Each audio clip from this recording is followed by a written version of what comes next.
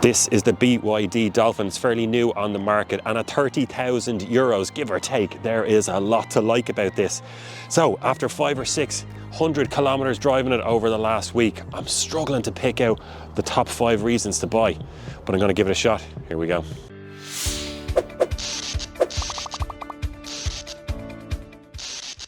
You just have to love the price tag that's on this, and it's possibly the best thing about the BYD Dolphin and probably the biggest draw to it as well. So I brought along the prices here to go through. Now, we have here today, as you normally get when you're on the press list, is the top spec, the top level of this with all the bells and whistles. And this one, what's called the design spec, comes in at 31,192 euros. Now, if you want to give up a few toys, you can drop the price down to the comfort level of spec for 29,318. Now, that's about a £2,000 difference. For me, I would step up to this, and it's worth it because as you go through the options list, there's a few things I like. You get the panoramic roof, which is great to get that bit of sunlight into the car. You get the rear privacy glass and on the back window as well. You also get the wireless charger in the front, which is really, really handy to have. And you get a few extra color options. Just think about it, top level, 31,000 euros. I mean, that's about 6,000 or 7,000 euros cheaper than the average price of a new car in Ireland. And this is fully electric, will comfortably do well over 300 kilometers on a charge. It's fast. I just think that is incredible value for money.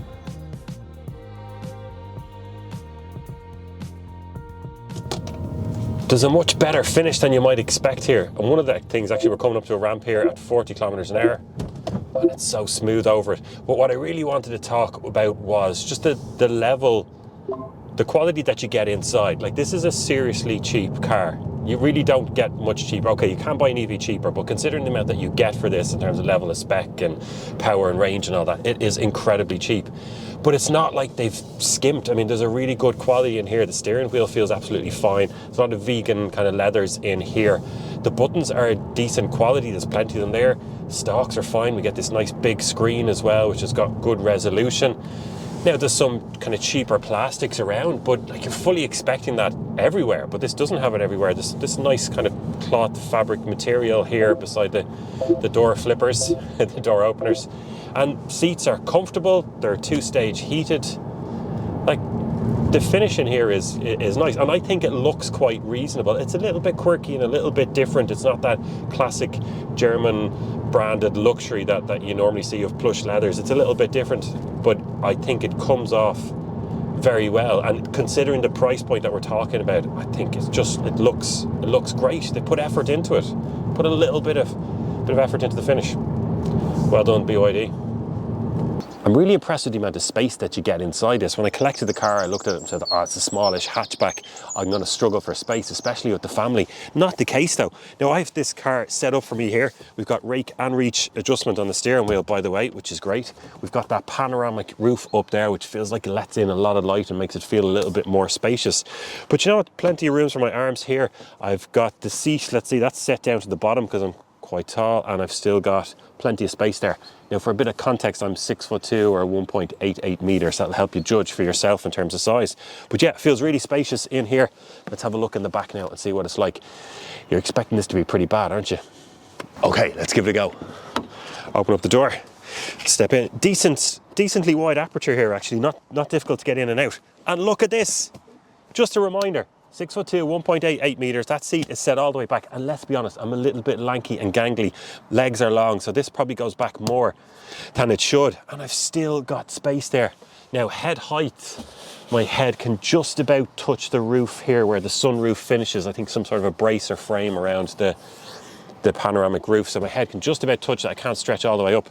But in terms of leg space, it's great. And we've got a flat floor across the back here, so that central passenger will be a little bit more comfortable. And thanks to the panoramic roof, it just feels a little bit more open and airy, a little bit more light coming in. Little gap through there on the seats. I've got pocket pouches. I've got 3 here in front of me. I've got 2 USB-Cs, a nice big door bin just there, electric windows.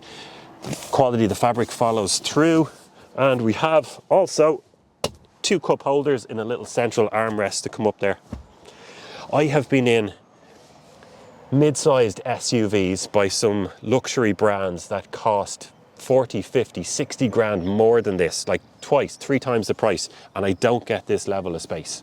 In a bigger SUV, I think this thing is doing really well. Space in the boot is quite reasonable as well. This is a small C-segment hatchback, but we get 345 litres of space in there, which isn't huge, but it's plenty. Now you can fold down the back seats in a 40-60 split there, and that'll go out to 1,310 litres. Of course, the parcel shelf you can take out. It's a little bit awkward, but you can. Now, another thing I love is you get these rubberized kind of mats for the boot in there as well, and it's a false floor. So it's great having that flat thing there just to slide packages and parcels in and out quite easily. But if you want the extra bit of space, just lift it up there, and there's more in there where you can drop down the level and keep your charging cables underneath there out of the way, whatever you want. There's all sorts of bags, and look at that, more of those mats there for all across the back and two fronts as well. It's just what you get in this thing is brilliant. This part's a little bit awkward, but otherwise, we'll do that another time. One thing that I haven't seen people talking about as much as I think they should when assessing the BYD is just the level of tech that you get inside this car. Now this, if you go on paper anyway, I'm only just talking about, you go through a list of all the features that this has in terms of tech. It destroys a fancy brand, a luxury premium German brand that I had 2 weeks ago that was 2.5 times the price of this, and this has far more spec even at the entry level, which is just brilliant. So we've got adaptive cruise control in this, of course, but it's level 2 autonomous. So when we're on the motorway, and in fact we're not even on the motorway here, let me just try it now. Press that, it's activated. Yeah, I'm on a 80 km/h road, and look, the car is steering for me. It's picking up the lines on either side. And if I come up behind another car, it'll slow me down and match that car in front, and it's steering for me as well. I'm going to turn it off. And it's amazing to get that. Now, it's quite twitchy, and it definitely needs refinement. It picks up off-ramps and will just pull you over to the off-ramp as opposed to leaving you on the motorway. But anyway, just having it is brilliant. Like, you've got a heat pump as standard in this as well, which is just great. Now, I know in Ireland, our climate here is fairly moderate all year round. You tend not to need it that much, but it's good to have, and it just gives you that little bit more range on days when you might need it. But it goes on, like, you got LED lights all around. We've got this huge big screen here, touch screen. Obviously, we can rotate it around. It's got good resolution. Needs more brightness. That they've missed a trick there. You turn on navigation and it gets really bright. Turn off navigation and it just goes away again. A little bit frustrated by that, but it's just brilliant. V2L functionality as well. This thing can draw 3.3 kilowatts back out of the battery. So it's got this it's a unit that goes into where you would charge it, and there's an extension cable coming off that with 4 3-pin sockets. Like, it's brilliant. I've driven 100 grand fancy cars that don't even have that at all. You could go on here as well with the roof. Yeah, it's brilliant. I don't want to bore you. This is meant to be a short video. You could go on, check out the features, go up onto BYD's website and you can see all the features there. But I'm just hugely impressed with what it does, and at the price point, it's just phenomenal. I think the range in this has to be in my top 5 reasons to buy. I just think it's brilliant. Now, there's cars out there with more range, granted, but we got to factor in the price. I mean, you're talking about 30,000 euros here. So you get a 60.4 kilowatt hour battery, and that's that LFP chemistry. You can treat it in terms of charging. It's just great. It's really durable as well. It's much safer. So they've actually done tests where they've put a nail through one of these battery modules and it didn't even catch fire. So really, really impressive. So for that, you get 427 kilometers of WLTP range. Now, that can be a little bit optimistic, but I've been tracking to get 450 out of this at times, depending on how you treat it. And by the way, check out the channel, my own channel here, because we did a test with this very, very car where we drove it from 100% all the way down to 1% to see what happens. So check out that video if you want. But yeah, for me, in general, I think you're looking at that 330 to 360 kilometer range as fairly dependable. Maybe 300 if you're barreling down the motorway, a little bit under 300, and then 450 or even more if you're very careful with this. So I think now it's time to plug it in to charge it up here. We're at the Ionity stations, 6 chargers, very nice. This thing will take 11 kilowatts as standard on AC. And I just remembered I'm reversing into a spot, but this has the charger at the front. I forgot.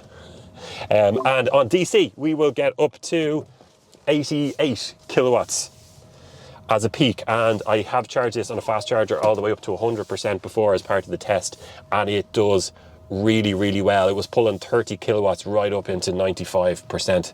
So this thing charges quite reasonably, and considering how efficient it is with that battery, that energy you put into the battery, it's really, really impressive. I've really nabbled on now. This is meant to be a shorter video. Sorry about that.